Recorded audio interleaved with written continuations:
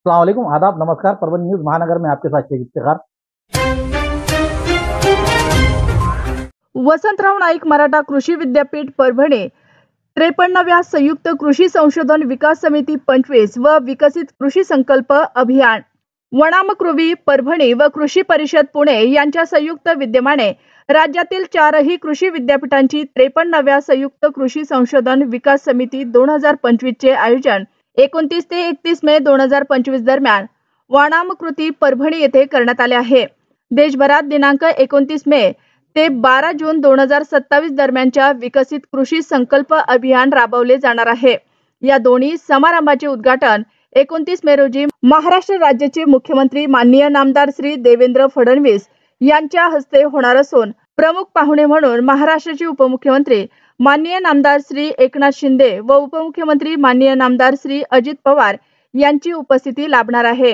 कार्यक्रमाच्या अध्यक्षस्थानी कृषी मंत्री माननीय नामदार ॲडव्होकेट माणिकरावजी कोकाटे राहणार असून कुलगुरू माननीय प्राध्यापक डॉक्टर इंद्रमणी हे स्वागताध्यक्ष आहेत। पशुसंवर्धन, पर्यावरण आणि हवामान बदल मंत्री माननीय नामदार श्रीमती पंकजाताई मुंडे, सार्वजनिक आरोग्य व कुटुंब कल्याण, पाणी पुरवठा व स्वच्छता, ऊर्जा, महिला व बाल कल्याण, सार्वजनिक बांधकाम, सार्वजनिक उपक्रम राज्यमंत्री तथा परभणी जिल्हा पालकमंत्री माननीय नामदार श्रीमती मेघनाताई साकोरे बोर्डीकर, कृषी, वित्त, नियोजन, मदत व पुनर्वसन, विधी व न्याय, कामगार राज्याचे माननीय नामदार ॲडव्होकेट आशिष जयस्वाल, कृषी परिषदेचे उपाध्यक्ष माननीय नामदार श्री तुषार पवार यांची प्रमुख उपस्थिती आहे।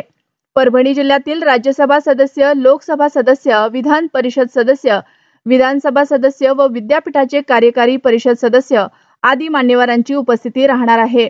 महाराष्ट्र राज्याचे प्रधान सचिव, कृषी परिषदेचे महासंचालक, कृषी आयुक्त, कुलगुरू हे कार्यक्रमाचे प्रमुख अतिथी आहेत।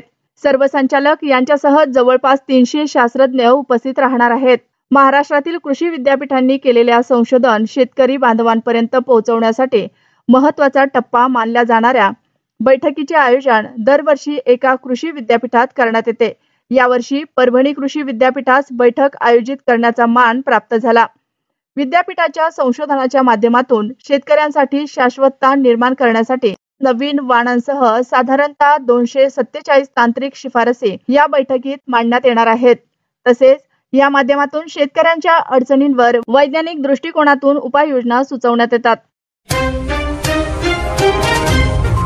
महाराष्ट्र राज्य सड़क परिवहन महामंडल एसटी महामंडल पाथरी डिपो को आज से 14 नई बस प्राप्त हुई है और इन बसों का उद्घाटन समारोह बुधवार 28 मई के दोपहर 2 बजे विधायक राजेश विटेकर इनके हाथों उत्साह के साथ पाथरी डिपो परिसर में आयोजित किया गया। कार्यक्रम में पाथरी कृषि उत्पन्न बाजार समिति के अध्यक्ष अनिल राव नखाते, पूर्व जिला परिषद अध्यक्ष दादा साहब टेंगसे, मानवत के पूर्व महापौर अंकुश लाड़, मानवत के कृषि उत्पन्न बाजार समिति के अध्यक्ष पंकज अंबेगांवकर, आगर प्रमुख हमंत चपटे, पूर्व बाजार समिति के सभापति माधवराव जोगदंड, संजय रानेर, बाला साहेब कोले, पूर्व पंचायत समिति अध्यक्ष राजेश ढगे, बाजार समिति के निदेशक राम प्रसाद कोले, अजिंक्य नखाते, संतोष कोले, विष्णुपंत घाड़गे, विठ्ठल घाड़गे, राजा भाऊ लिपने, उसी तरह राष्ट्रवादी कांग्रेस पक्ष के पाथरी विधानसभा चुनाव क्षेत्र के पदाधिकारी, कार्यकर्ता, एसटी महामंडल के कर्मचारी, ड्राइवर और कंडक्टर और नागरिक बड़ी संख्या में हाजिर थे। इस कार्यक्रम का प्रस्ताविक आगर प्रमुख हनुमंत चपटे ने किया। विधायक राजेश विटेकर ने कहा कि नए 14 बसें मिलने के कारण पाथरी आगर के कुल बसों की संख्या अब 74 हो चुकी है। हर रोज तकरीबन 25,000 किलोमीटर का यात्रा इससे की जा रही है। इसके कारण यात्रियों को अधिक सेवा दिया जा रहा है। इस समय प्राथमिक स्वरूप से आगर के ड्राइवर को विधायक राजेश विटेकर के हाथों रुमाल और टोपी देकर सत्कार किया गया। नए गाड़े कोल्हापुर, अकोला, छत्रपति संभाजीनगर, औरंगाबाद, शिरडी और नासिक इन जगह पर लंबे जगहों पर यात्रा करने के लिए शुरू की गई है। पिछले कई दिनों से पाथरी डिपो को नई बसें मिले इसकी मांग की जा रही थी। ये मांग विधायक राजेश विटेकर इन्होंने मुख्यमंत्री देवेंद्र फडणवीस, उप मुख्यमंत्री अजितदादा पवार और उप मुख्यमंत्री एकनाथ शिंदे और परिवहन मंत्री प्रताप सरनाईक इनके सहयोग से मांग पूरी हुई है। नई 14 बसों के साथ पाथरी डिपो और भी बेहतर सेवा प्रदान करेगा। इनमें से 5 बसें लालपरी और 9 मानव सेवा मिशन के तहत दी गई है। भविष्य में 25,000 और नई बसें खरीदी जाएगी और मैं उनमें से कुछ को पाथरी के लिए लाने के लिए प्रयास करूंगा, ऐसा विधायक राजेश विटेकर इन्होंने बोलते हुए कहा। पुरानी बीमारियों की शर्तिया इलाज, घुटने के दर्द, शुगर, बवासीर, गुर्दे की पथरी, सफेद दाग, हार्ट अटैक, अस्थमा, एलर्जी, दाग, कोढ़ की बीमारी, गांठियों से पीड़ित अन्य बीमारियों से परेशान होते तुरंत संपर्क करें। डॉक्टर गोविंद कामटे, आयुर्वेदिक विद्या विशारद, बालाजी आयुर्वेदिक प्राकृतिक चिकित्सा केंद्र। एड्रेस तलाठी कार्यालय के पीछे, बसमत रोड, परभणी। समय सुबह 9 बजे से दोपहर 2 बजे तक, शाम 5 बजे से रात 9 बजे तक। Mobile number 9921691008। परभणी के जिला सरकारी अस्पताल में मौका के तहत जेल में रहे कैदी की इलाज के लिए लाए गए जिला सरकारी अस्पताल में धिंगाना करते हुए अस्पताल के सिस्टर को मारपीट की गई।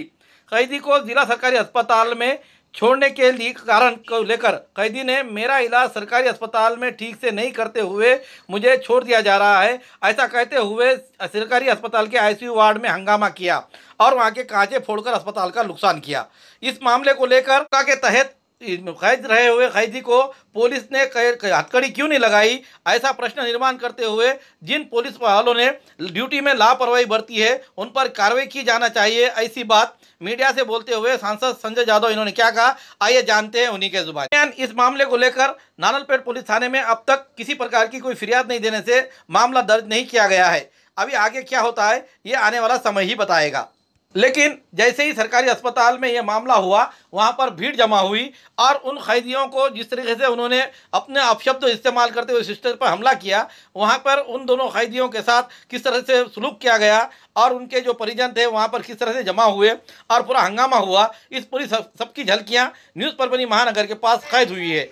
दरमियान इस मामले को लेकर परिचारिका यूनियन की ओर से आज काम बंद आंदोलन कुछ देर के लिए किया गया और नारेबाजी करते हुए इस घटना का निषेध किया गया। काय झालं नेमके? विकी काळे आणि सागर काळे असे 2 आरोपी आहेत। हिंगोली जेल जी आहे तिथून आपल्या इकडे दाखल करण्यात आलेले होते व त्यांना हेड इंजुरी झालेली आहे अशी कंप्लेंट होती। आपल्या इथं काल रात्री दाखल केल्यानंतर त्यांना आपण सर्व इन्व्हेस्टिगेशन केले, सीटी स्कॅन वगैरे सगळं आपण इन्व्हेस्टिगेशन केल्यानंतर आपल्याला जेव्हा वाटलं की आपले सर्जिकल म्हणजे सर्जरीचे आपले डॉक्टर, सायकॅट्रिस्टचे डॉक्टर सगळ्यांचं इव्हॅल्युएशन झाल्यानंतर लक्षात आलं म्हणजे की आता ते नॉर्मल आहे, तर आपण त्यांना सकाळी डिस्चार्ज करतो। तर डिस्चार्जच्या वेळेस ते पेशंट जे आहे त्याच्यातलं एक व्हायलेंट झाल्यामुळे त्यांनी जे मारहाण केली त्याच्याबद्दल आता आपण जे ते पोलीस स्टेशनला तक्रार देणार आहोत। तो जो कोणी आरोपी आहे त्याला शिक्षा होईल। त्याच आरोपींकडून इथं वारंवार तिसऱ्यांदा अशी घटना घडली कळते। तो नाही, तो दुसरा आहे। तर त्याला आपण जे ते पोलीस स्टेशनला तक्रार देत आहोत, तो बादल नावाचा दुसरा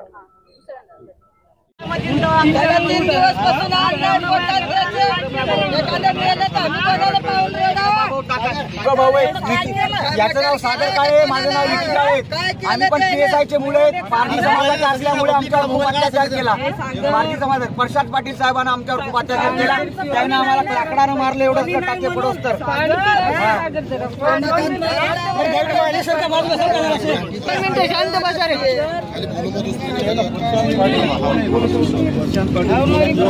मी माधुरिया जयसुरे MIC3च्या सिस्टर आहे। 3 वाजेच्या सुमारास 2 आरोपी आमच्या वॉर्डमध्ये ॲडमिट होते। त्यांना सुट्टी झालेली होती।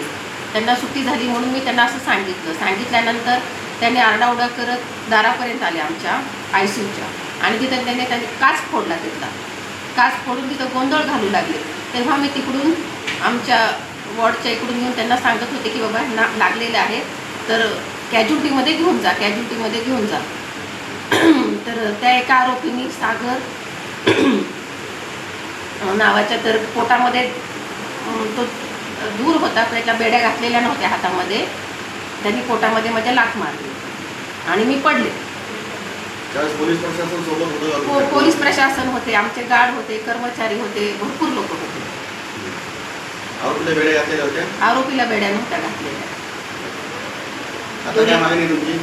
आता आमची मागणी आहे की आमची सिक्युरिटी काय आहे, ऑन ड्युटी स्टाफ, कर्मचारी, सर्वंट,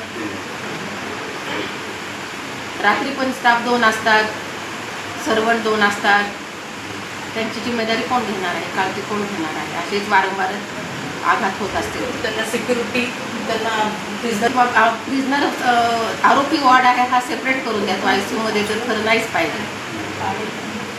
पेशंट सिरियस आलं होतं, त्यांनी इथं सिस्टरला मारहाण केली, तोडफोड केली अशी माहिती आहे। काय तुमची बघितली तर पाहणी केली आता? मी बघितलं की एका भगिनीला एखाद्या मोक्यासारख्या आरोपीनं मारहाण करावी, पहिले तर ह्याची निंदा करावी तेवढी कमी असं मी म्हणेन। वस्तुस्थिती अशी होती की काल जेलमधून ज्यावेळेस ते आरोपी इकडे आले, जेलमधूनच आले ना ते, तर त्यांना आणताना जसं काही ते जेलरचे जावई आहेत अशा स्वरूपाचं त्यांना ट्रीटमेंट होती। त्यांना कुठेही हातकड्या घातलेल्या नव्हत्या। इथं आल्यानंतर त्यांनी रात्री खूप इथं धिंगाणा घातला, हॉस्पिटलची तोडफोड केली। वास्तविक ही तक्रार रात्रीच दाखल व्हायला हवी होती। जर ती रात्री झाली असती तर आज ही आणखीन जी घडली आज एका स्टाफ इंचार्ज काय नाव त्यांचं, सिस्टर सुर्वे आहेत, त्यांना मारहाण त्यांच्या पोटात मारले त्यांनी आता बुक्यांनी। ही निंदनीय गोष्ट आहे। आता जनतेची सेवा करणाऱ्या एखाद्या सेवकावर, ज्याला मायबापाला लेकरू बी विचारित नाही, अशा परिस्थितीत ह्या भगिनी त्या लोकसेवेचं काम करतात, ती सुद्धा सुरक्षित जर नसेल तर ह्या ठिकाणी पोलीस प्रशासन काय करते हे माझा पहिला प्रश्न असेल। आणि ह्या तक्रारीमध्ये त्यांचे नातेवाईक इथं आणून त्याला गांजा पाजवतात, म्हणजे आरोपीला पोलीस भेटू कसं काय देत होती त्याच्या नातेवाईकाला? आत्ता सुद्धा ते जात असताना, जेलला नेत असताना ईदगाह मैदानामध्ये ते धुमाकूळ घालायला, मग हातकड्या न घालता एवढा मोठा मोक्यासारखा आरोपी आणलाच कसा, पहिला माझा आरोप। त्यामुळे ह्याच्यामध्ये ज्या कोणी पोलिसांनी निष्काळजीपणा केलाय किंवा ज्या जेलरनी ह्या ठिकाणी ज्याला कोणाला ड्युटी लावली होती त्या अधिकाऱ्यावर निलंबनाची कारवाई झाली पाहिजे। ह्या महिला भगिनीशी झालेला जो काही प्रसंग आहे तो त्याच्यामध्ये शासकीय सेवेचा तर असेलच, पण 354 सारखा विनयभंगाचा सुद्धा गुन्हा दाखल झाला पाहिजे। त्याचबरोबर रात्री जे काही सिव्हिलमध्ये तोडफोड झाली आहे याची तक्रार देखील जिल्हा शल्य चिकित्सकांनी किंवा डीननी केली पाहिजे। आणि ह्याच्या पुढे काही होऊ नये ह्या सिव्हिलमध्ये। आत्तामध्ये एक आरोपी मध्ये धिंगाणा घालतोय बादल नावाचं, त्याची 3री 4थी वेळच आहे।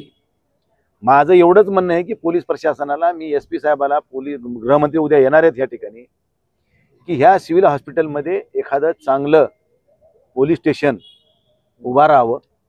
त्या ठिकाणी 2 कर्मचारी 3 कर्मचाऱ्यापेक्षा एक 5-6 कर्मचाऱ्याचा स्टाफ द्यावा, जे की इथं अवेलेबल असावेत।